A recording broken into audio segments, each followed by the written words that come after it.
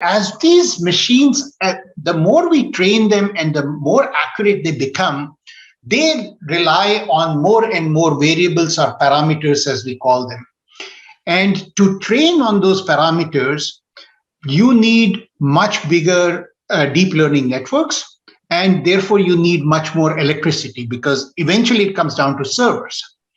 So some of these things, I mean, we are already seeing in Bitcoin is a very good example, where you have a blockchain and it basically ruined one of the cities close to Quebec completely, because miners went there. The city said, okay, we'll give you electricity for rather cheap rates. All miners went there, and literally they had to raise their rates after a few years because they did not have electricity to give to the locals.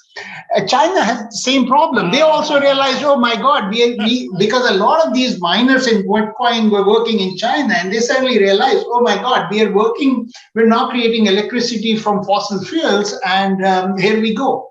So that's one example, but one can argue that's a standalone example. But I'll give you another example, GPT-3, which is a natural language processing, natural language generation. These guys actually trained it. They spent about $4 million that we know of. I mean, we don't know the exact numbers.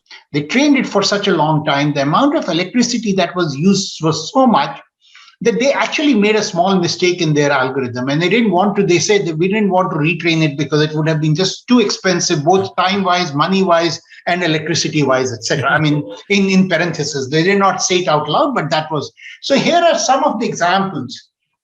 I mean, Google never tells us as to how much it is training, but our estimate is that it is training for their Google ads and what they're using at least 2 to 4 billion variables, which means they have a farm which is running easily in 100 million servers or thereabouts.